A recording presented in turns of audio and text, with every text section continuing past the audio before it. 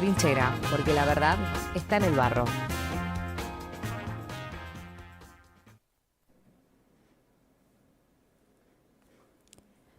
Pobres, los depredadores de sueños, fanáticos de los algoritmos, reyes de la negociación.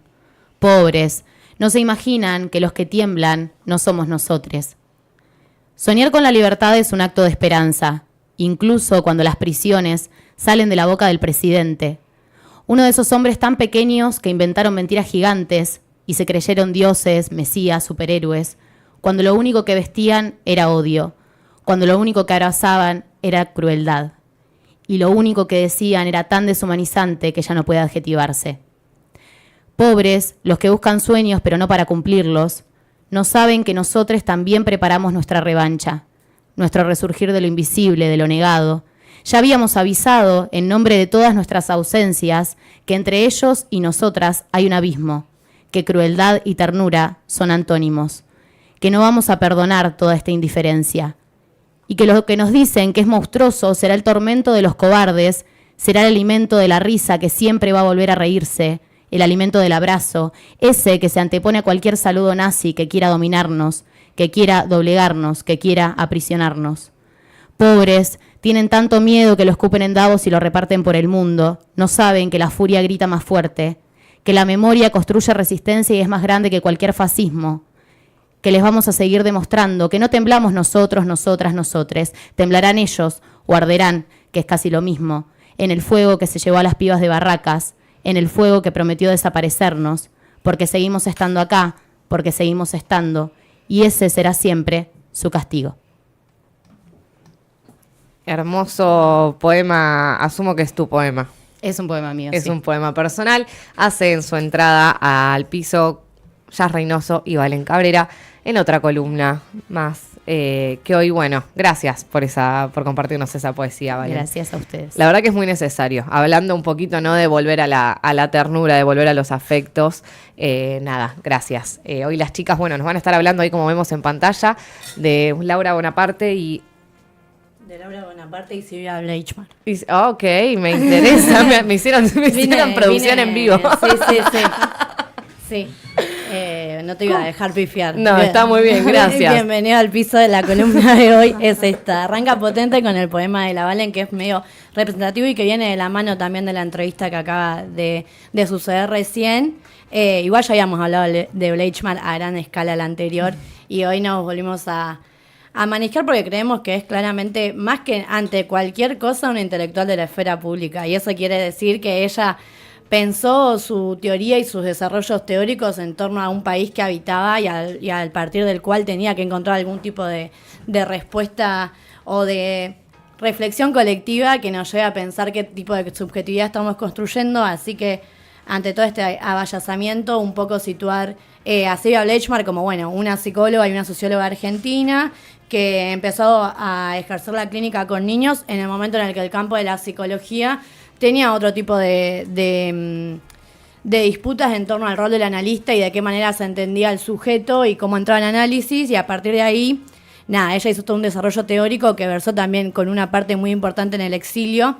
Ella se va a vivir en 1976, antes de la última dictadura cívico-militar, a México, y retorna al país en el 86, ya con la democracia, pero en el medio no es que ella se quedó sin teorizar ni nada. Se fue y construyó una revista que era como el nexo entre México y Argentina, que después fue retomada por los estudiantes de Buenos Aires y se llama Trabajo de Psicoanálisis, que cerró con una especie de seminarios de quien fue quien la ayudó a hacer su doctorado en Francia, que es Laplanche, que es un psicoanalista muy famoso, que al principio, cuando ella lo lee, lo recepciona como si fuera lacaniano, y cuando ella se va a Francia a estar con él en vinculación directa, se entera de que él era freudiano y que él mismo no se autopercibía como lacaniano, así que empieza a construir todas sus tesis, y claramente de la mano del campo de la psicología y cómo se venía pensando, Silvia Bleichmann viene como a proponer de que en realidad el sujeto no tiene un inconsciente estructurado desde los comienzos de la vida, sino que se construye, que tiene que ver con el concepto de subjetividad, que es el que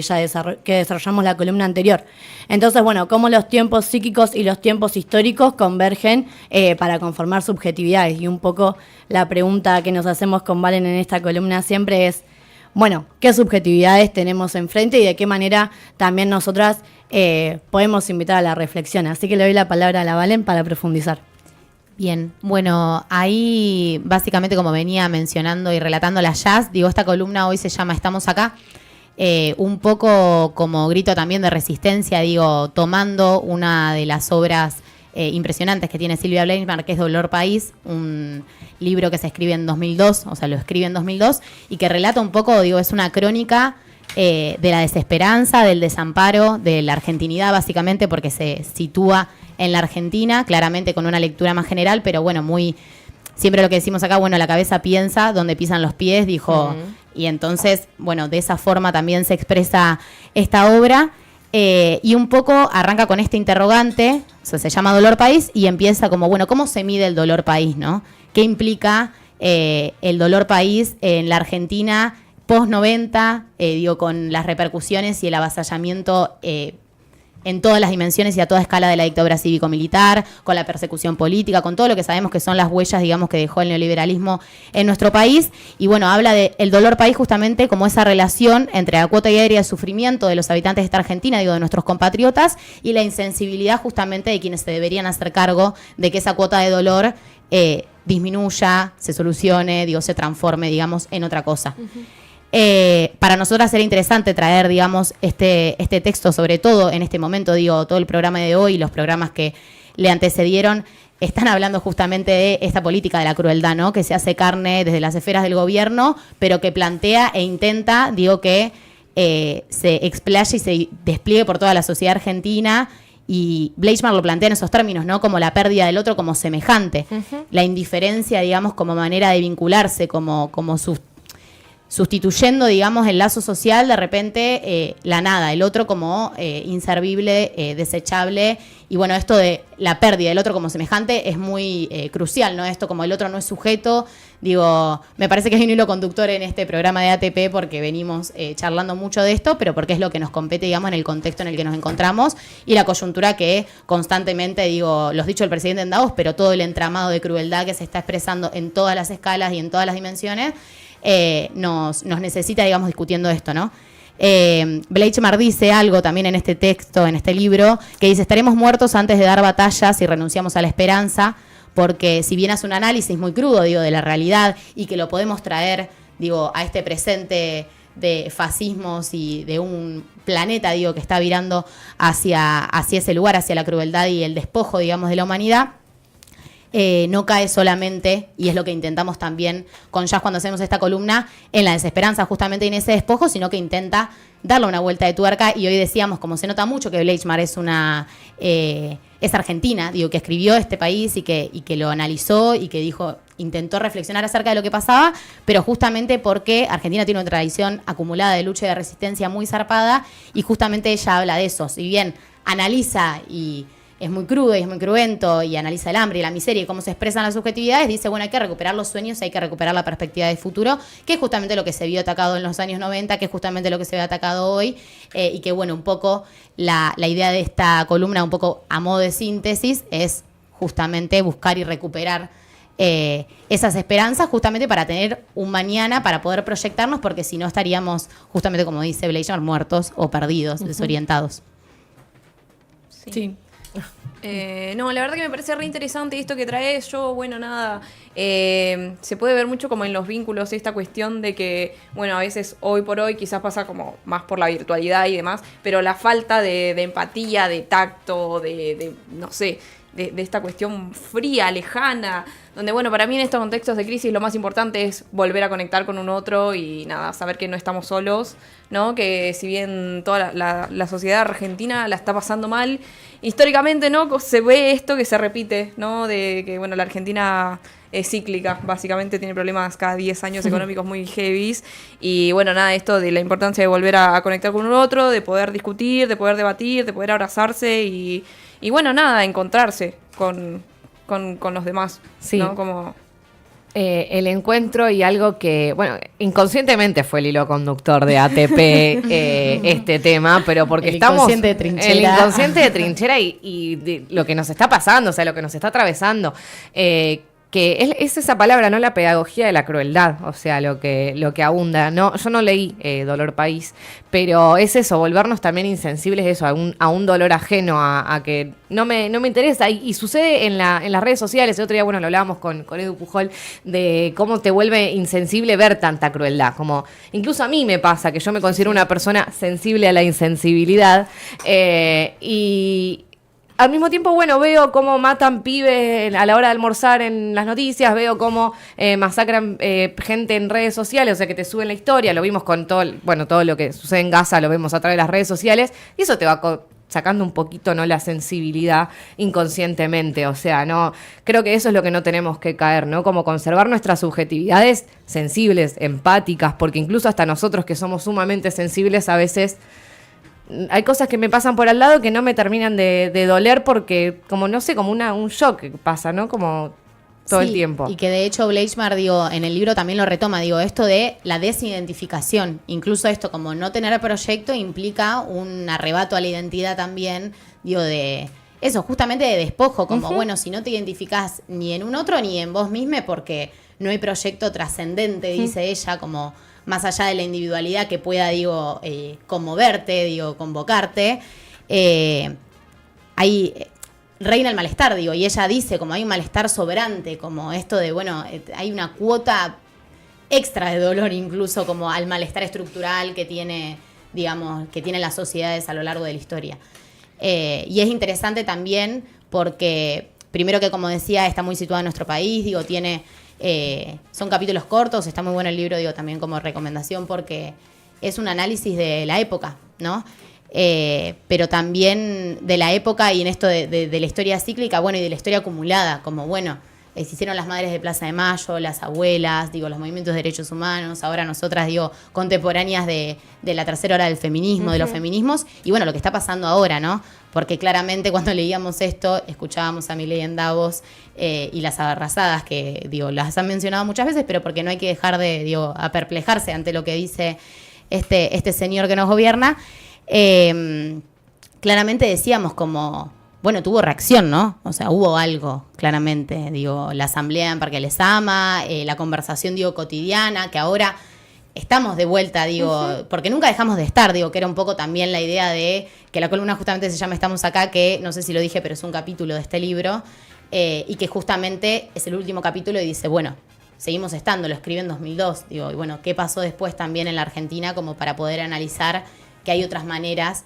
Digo, y en un momento lo menciona, digo, incluso no solamente de hacer política, de vivir, sino que también de ocupar justamente el gobierno con otra sensibilidad, con otra forma, digamos, y que eso es lo que nos da un poco de esperanza, porque si no, digo, estamos en un momento de también mucha desorientación.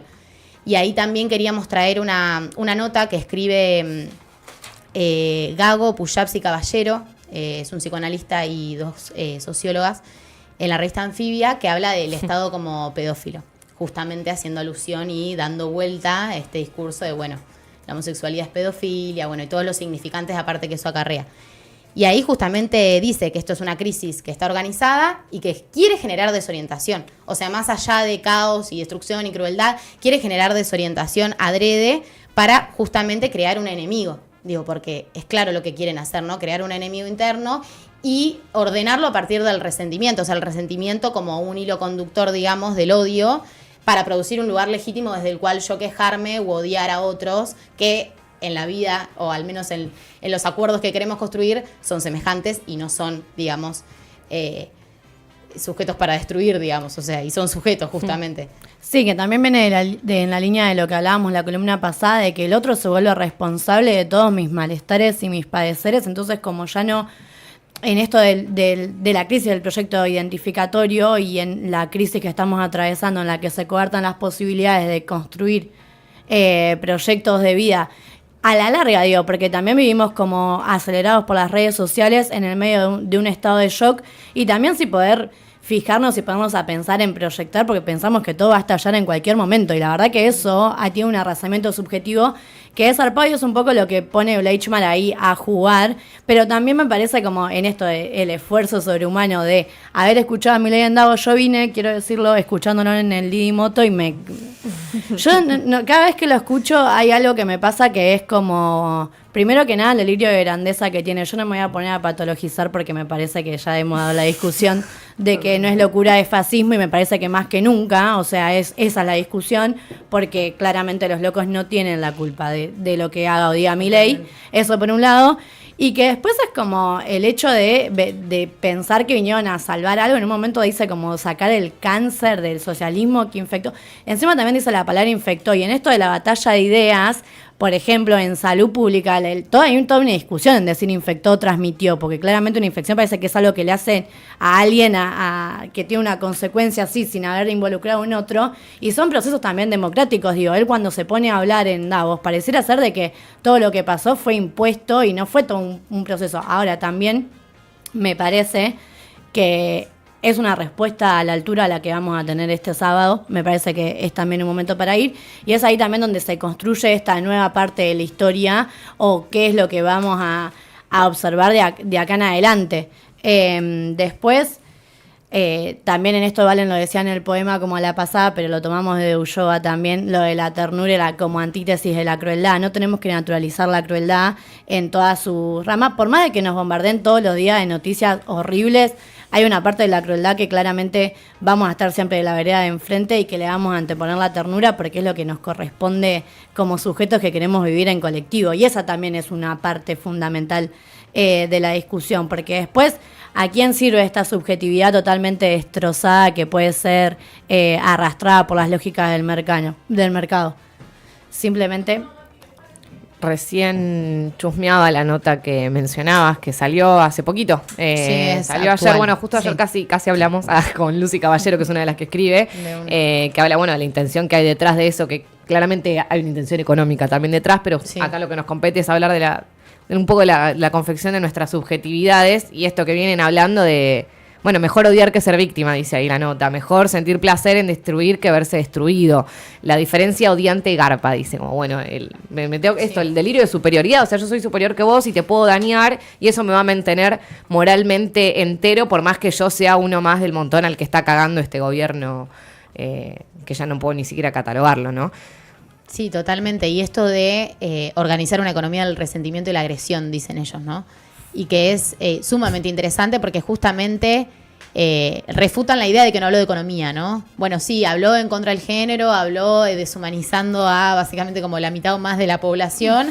Bueno, está hablando de economía, está hablando de una relación económica en la medida en la que habla de una relación social o cómo espera que las sociedades se vinculen y esto de la creación del enemigo, ¿no?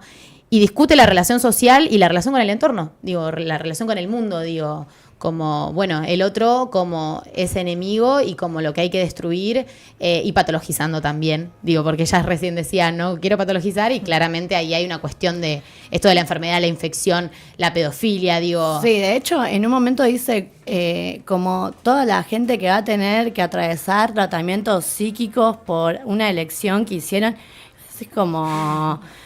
nada. Digo, como sí, que sin palabras. ¿Qué hace Jazz? Se arregla la rasta.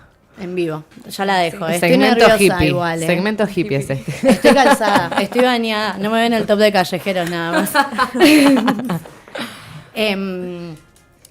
No, y bueno, y también un poco como invitar a la reflexión de construir esos espacios de reflexión. Estas cosas que parecen que están avasallándonos a todos, pero que con unos mates, o que en un encuentro con un otro, o que en una organización, o de la manera en la que nos sintamos involucrados, sepamos que tenemos la potencial transformación de lo que ocurre a nuestro alrededor, por más de que nos quieran vender que ya está y que este es como va a ser nuestro devenir común. O sea, estamos acá por algo claramente, y me parece de que hay muchas, digo, también está Laura Bonaparte ahí en nuestra columna, porque nos parecía que era una figura también que representa un poco, bueno, después del dolor, y también Bleichmann es la que habla de la noción de trauma colectivo que atravesó el país después de la última dictadura cívico, eclesiástico y militar, que tiene que ver con que ya no es solamente un trauma individual de la gente que atravesó y que tiene la historia personal, sino que tiene que ver con un trauma a nivel de sociedad que también se recrudece después de cada vez que hay un gobierno liberal.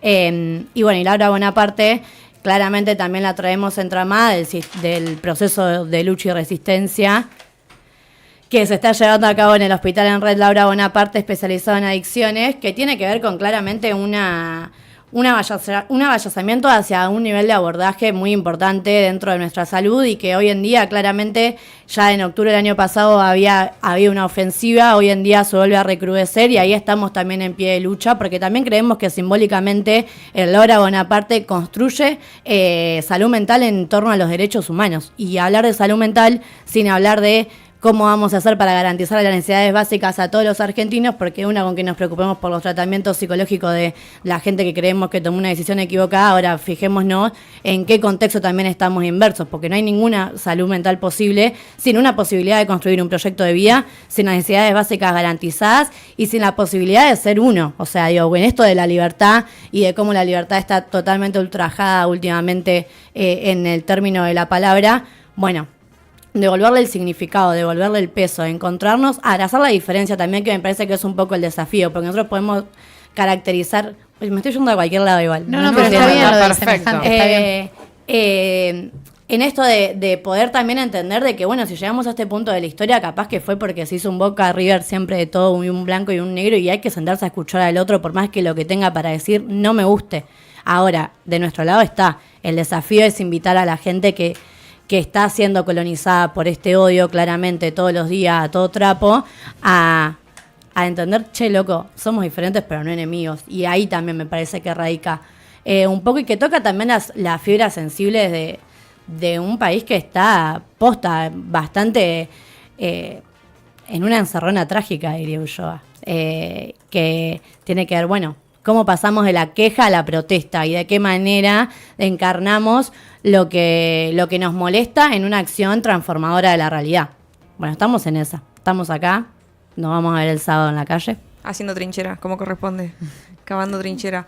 No, sí, la verdad que me encantó. Yo estoy fascinada, pero porque son estos espacios que, por lo menos yo, chica de económicas, me refaltan en lo cotidiano, como esta cosa de rosquear y decir, che, loco, juntemos, no, pensemos, nada, estos espacios de debate, de contención.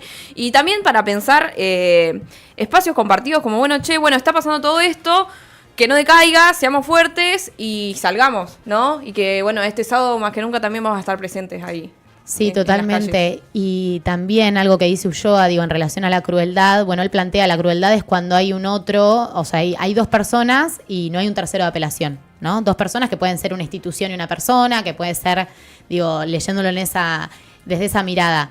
Bueno, claramente lo que plantea también en esto de la ternura, el miramiento, digo, otras maneras de entender la vida, la existencia misma, es esto de, bueno, las madres y abuelas de Plaza de Mayo fueron el tercero de apelación de la dictadura cívico-eclesiástico-militar porque, digo, se contrapusieron al olvido y al silencio, y eso es ser el tercero de apelación. Entonces nosotros tenemos esa tarea y ese desafío histórico hoy de poder ser ese tercero de apelación ante tanta crueldad y ante tanta imposición de la miseria y del hambre y del saqueo, porque claramente, y para cerrar también con la alusión a la nota, esto de que es una relación económica lo que él está planteando cuando invita a deshumanizar al otro y agrederlo, y es un estado, de hecho la nota se llama así porque es un estado pedófilo en el sentido, es un estado abusivo, digo, agresivo, que todo el tiempo disfruta y goza, que no es lo mismo que tener placer de la destrucción del otro.